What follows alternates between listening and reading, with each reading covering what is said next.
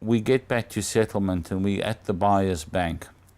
So the buyer's bank will check the documents and make sure that the mortgage is correct and the details of the buyer are the same on the transfer of land and in the mortgage document, that the address and the particulars of title are correct, that the mortgagor or the buyer have signed the transfer of land and the mortgage with the same signature, because in Australia here, for some unknown reason, people have two signatures. Some people sign in Japanese or whatever it is, and the other document in English, which is not permissible. It has to be correct. The other problem is that until settlement, we as the buyer's settlement agent or the seller's settlement agent don't know what documents have been signed, because we don't see the mortgage documents. It goes straight to the bank.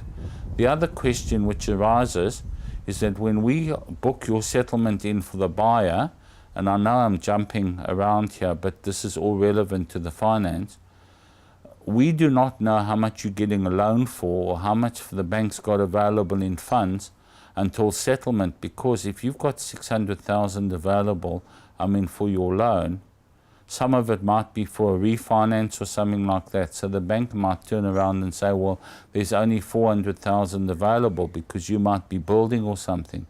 So it's really important to discuss this with your settlement agent, and you can't do that if you're not going in to see them.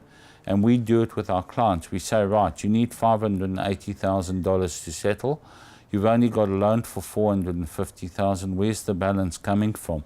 And discuss it, because otherwise you've got people running around the morning of settlement trying to sort this out.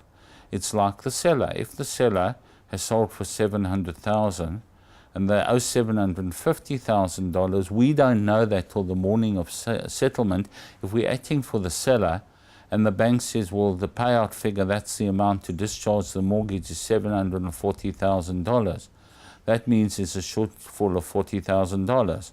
And this is one of the problems in the settlement industry, is that people do everything by phone or mobile or email and do not go in and see the settlement agent or the lawyer and discuss it and alleviate the problem. So we're at the settlement, and assuming all the parties arrive, the seller or the buyer settlement agent or bank will give a check to the seller's bank to discharge the mortgage, in return for which the seller's settlement agent will hand over a discharge of mortgage and the certificate of title to the property, which will in turn be checked by the buyer's bank. So that's the first check. The second check will be handed to the seller's settlement agent for the balance payable to the seller, or ever where the seller wanted it. If you remember, we spoke earlier about the disbursement authority. And then as part of the buyer's loan, there will be a check payable to the buyer's settlement agent, which would cover their costs and stamp duty. So in a nutshell, that is how settlement works. Then what happens is, after settlement, the buyer's settlement agent will advise the buyer that settlement's gone through, so that the buyer can get the keys on the next day. The seller's settlement agent will phone the agent and either deposit the money in the seller's trust account so they can take their commission. And the settlement agent for the buyer will adjust the rates and taxes. As I said to you, rates are payable from the 1st of June or the 1st of July, let's say last year, till the 30th of June this year. So if the seller's paid the rates till the 30th of June, the seller's got to be credited with that amount at settlement, and it becomes an expense to the buyer, and the buyer's got to pay that amount. These are particular details which would be gone through if you used our services. A lot of other settlement agents won't explain it, and they'll just send you a statement. Now, I don't want to appear to be giving settlement agents a go in this video, because I work with them and I work with a lot of them very well.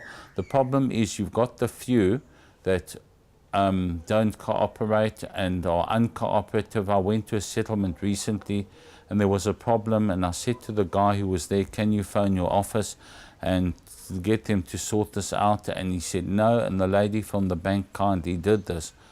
The issue here is we're all in this, we're in the service industry, and we need to look after our clients. And if your settlement agent or whoever you're dealing with is not like that, you can know there's going to be a problem, because other parties to the transaction will not be as cooperative as may be required to get your settlement through.